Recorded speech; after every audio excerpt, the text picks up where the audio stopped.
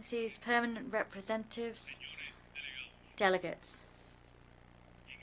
In the year 2020, Cuba, like the rest of the world, had to face the extraordinary challenges posed by the COVID-19 pandemic.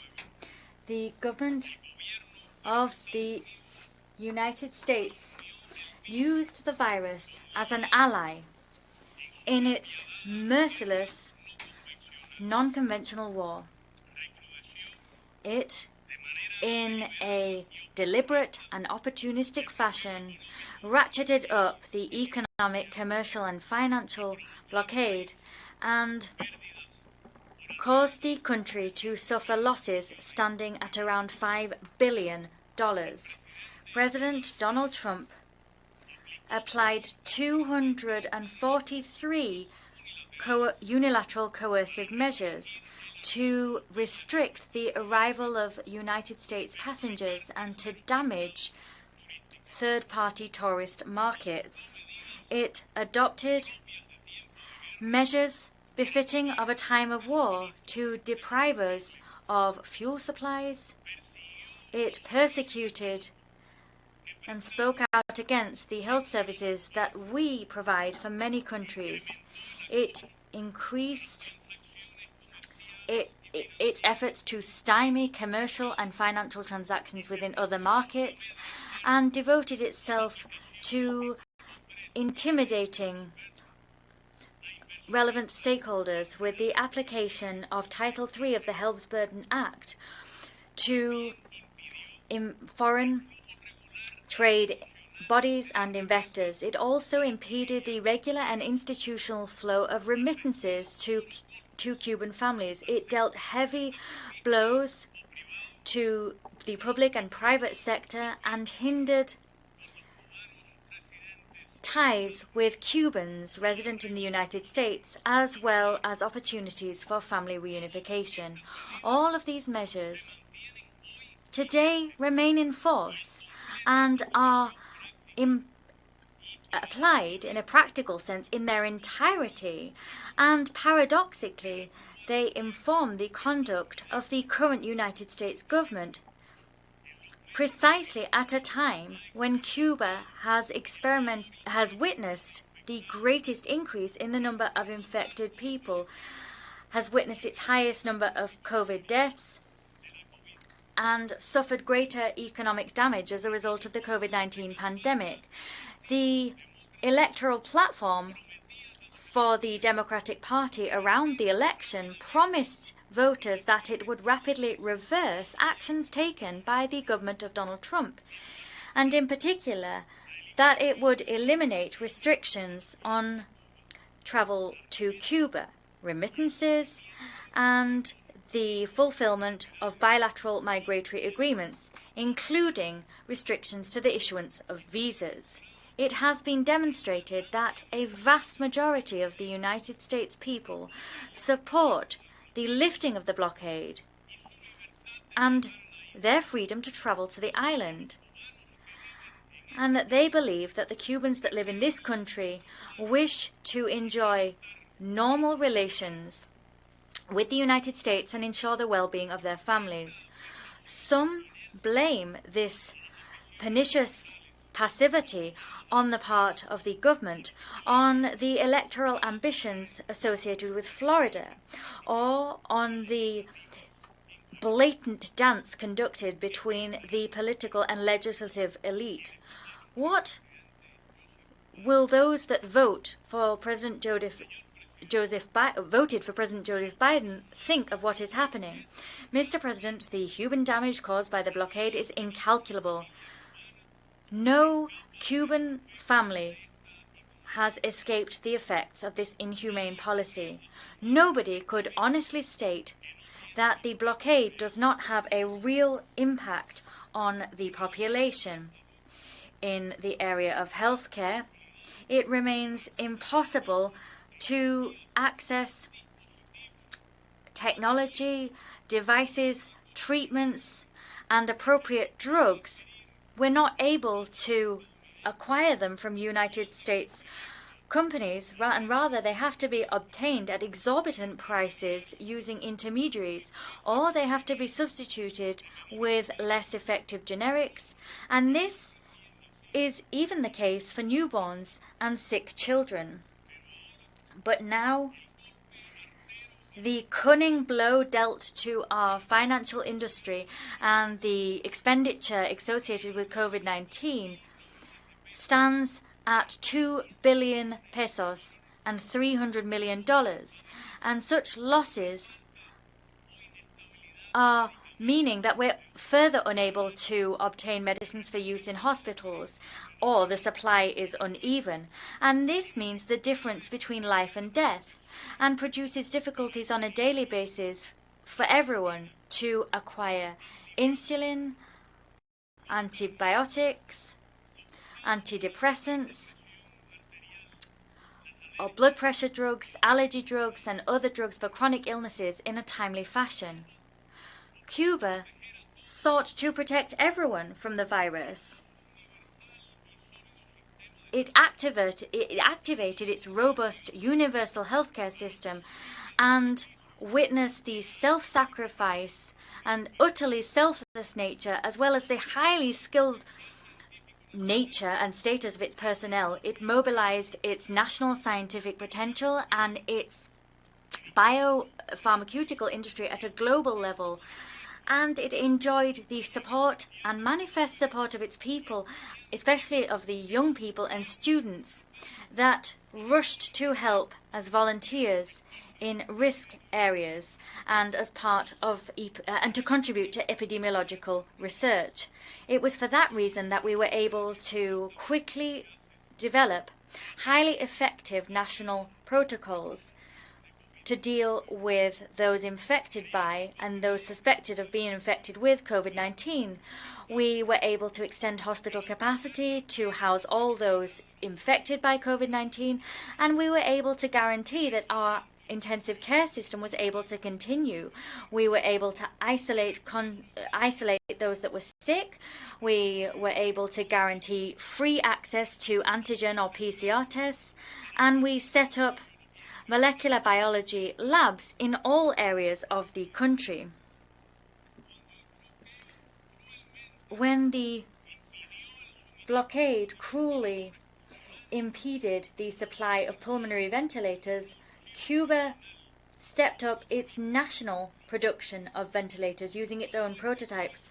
All of these efforts undertaken by the Cuban nation made it possible to keep death rates relatively low, particularly among healthcare personnel, breastfeeding women, children, and pregnant women. It is noteworthy that a small island under a blockade has produced 5 candidate vaccines and accredited 3 of these through studies, and used these 3 vaccines in healthcare settings. It has administered these to 244,315 Cubans. That number of Cubans have received at least 1 dose, and we intend to vaccinate 70% of its population by the end of this summer. And we intend to vaccinate all our people before the end of the year, despite the fact that the blockade constitutes a severe obstacle to scaling up the production of vaccines on an industrial level. This result illustrates the efforts of science and the fact that we have placed science at the service of our people, and this result demonstrates the effectiveness of our administration when, during the pandemic, we saw the launch of the libelous campaign on the part of the United States government against medical cooperation. Cuba sent 57 specialized brigades from the Henry Reeve International Contingent to 40 countries or territories. And in addition to these brigades, we have 28,000 healthcare professionals that are already and were at the time of the contingent's deployment already serving 59 nations. The blockade also deprives the national industry of the financing it needs to import necessary inputs for the production of food. And that led to a decline in Cuba's pork production as well as the production of other goods. The import of food from the United States are imports which are undertaken in discriminatory conditions, and all of what we do manage to obtain pales into insignificance when you look at the vast damage caused by the blockade for our financial sector, and when you look at its effect when it's extraterritorially applied to third markets. I'm here to speak of the suffering and anxiety caused among Cuban families by the fact that they cannot obtain the most basic substances to survive, and this is made visible by the lengthy lines which Cuban people are forced to form in the midst of a pandemic simply to access basic goods. Shop shelves are empty, and we're seeing the unbridled increase in food prices, and this in spite of the Herculean efforts deployed by the government. And all of this is having a decisive impact on the damage caused by the ratcheting up of the blockade. And all of this, I must remind you, is against the backdrop of a global economic crisis and a pandemic. As stated by General Raul Castro on the 16th of April, the damage that these measures cause to the living standards of our people is not fortuitous, nor is it the fruit of collateral effects. It is rather the consequence of a deliberate aim to punish the Cuban people as a whole. That was a quotation from General Raul Castro. The blockade is a massive, flagrant, and systemic violation of the human rights of all of the Cuban people. Pursuant to Article 2, Subpara C of the Geneva Convention of 1948, the blockade constitutes an act of genocide.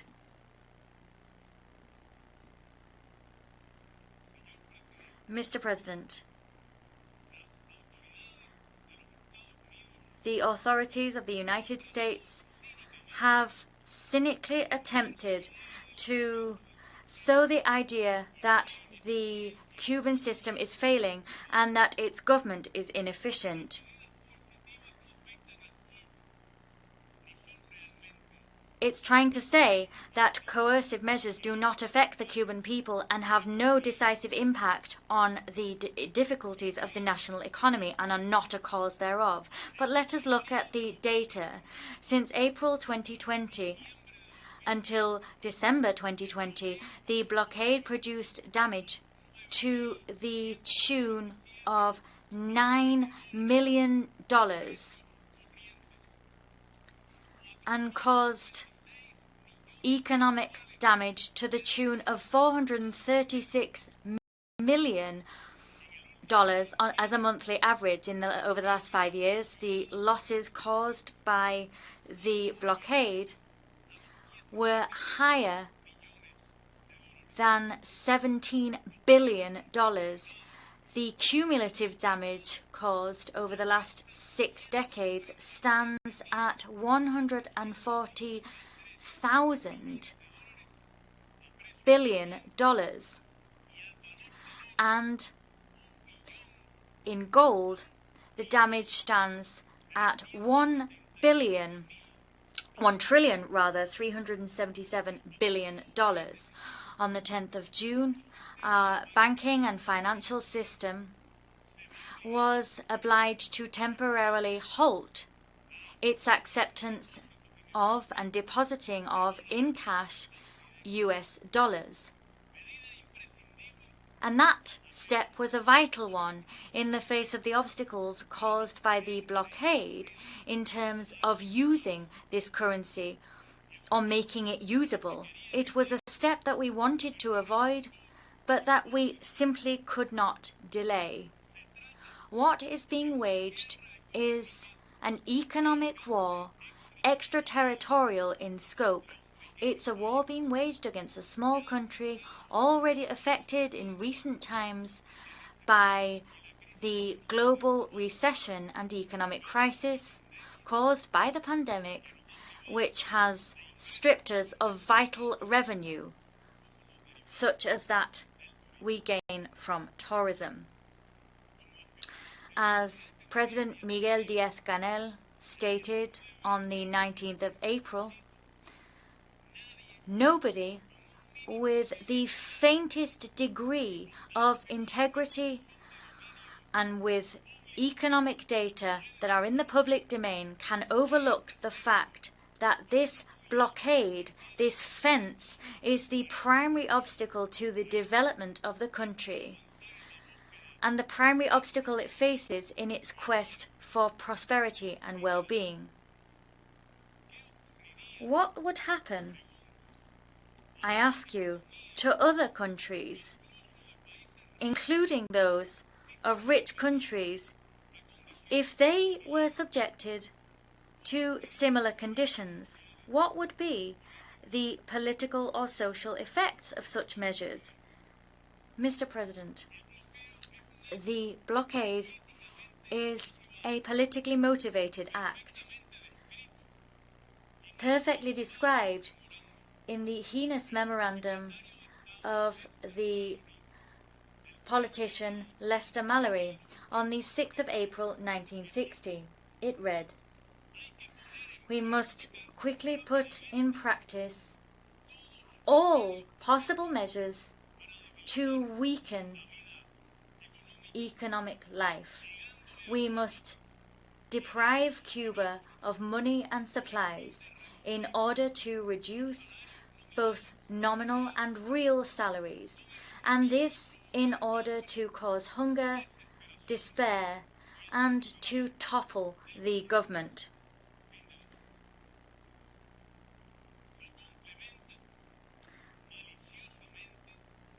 This sentiment and this promise were maliciously complemented by an intense campaign of political interference in internal affairs with subversive agendas. Agendas of regime change that continue under the current U.S. administrations. Every year, the United States devote tens of millions of dollars of the federal budget to these campaigns, as well as additional covert financing. The goal is to sow political and social instability in Cuba in the context of the economic difficulties which the government of the United States itself causes. They calculate that if they subject the Cuban people to hardship and if they promote artificial leaders which incite disorder and instability, they will be able to whip up a virtual political movement on social media to later bring it into the real world. They devote vast resources, social laboratories, high-tech tools, in an unbridled, frenzied campaign designed to discredit Cuba through the brazen use of lies and data manipulation. They are unleashing a renewed campaign and a renewed spirit of ideological intolerance and unleashing a newly brutal attack against those that are defending truth. Some dream of causing social chaos, disorder, violence, and death. That's not cause for surprise, because this has been a political weapon that's already been used against other countries with devastating consequences. A few fantasize about provoking a flow of irregular migration which is unbridled and uncontrolled between Cuba and the United States. This is a dangerous bet, And we've warned the United States government about the dangers of this idea. They have a legal and moral obligation to honor migratory accords, in particular where the issuance of visas is concerned. This is a sensitive issue which costs lives. Mr. President, states here represented are victims of the extraterritorial impact of the blockade, which wounds their sovereignty,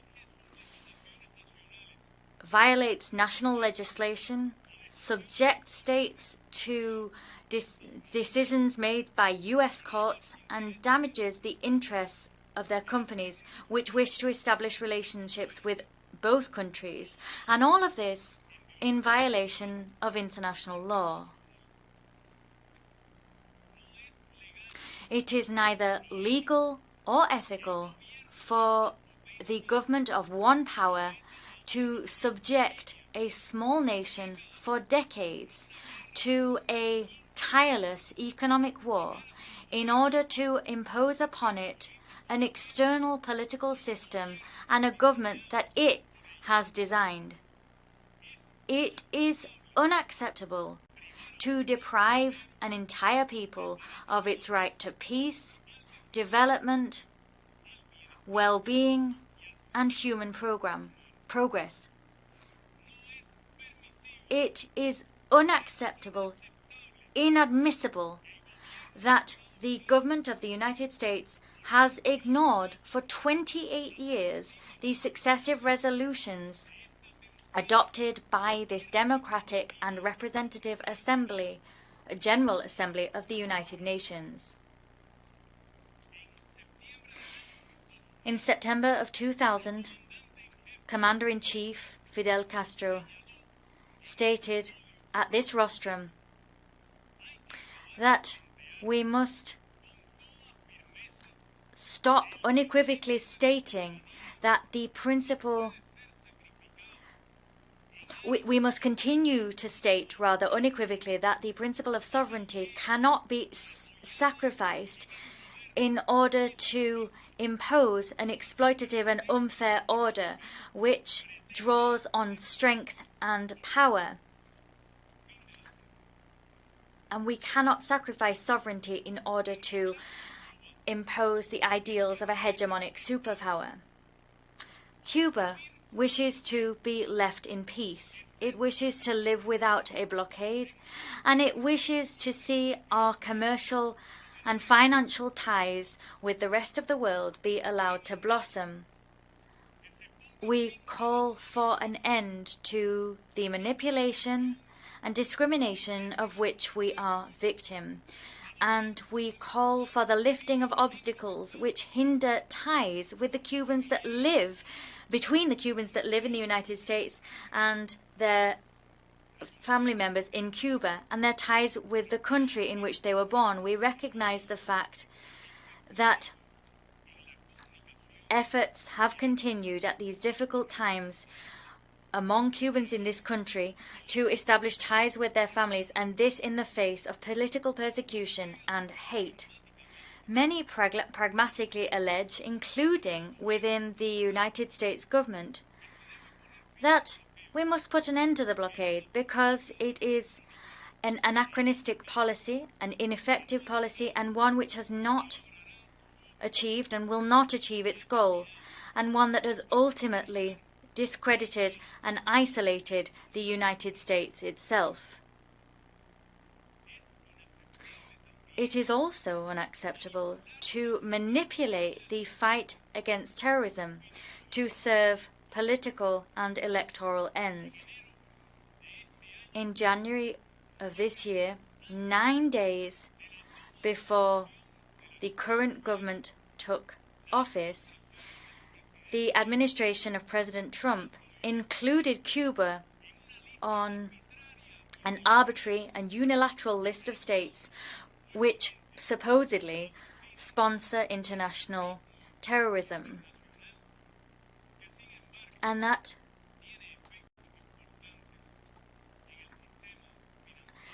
And this list, despite the fact it is arbitrary, has significant effects on the global financial system. No one can honestly maintain that Cuba is a terrorist sponsor. Nobody. Recent revelations simply ridiculed this idea. Even so, on the 14th of May,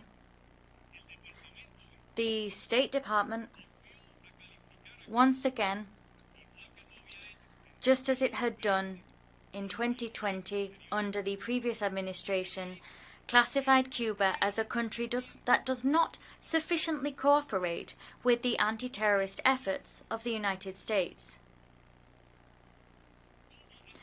Cuba has fallen victim to the terrorist actions organized, financed, and implemented by the United States government or from the territory of this country. These have claimed the lives of 3,478 Cubans and caused disability to 2,099.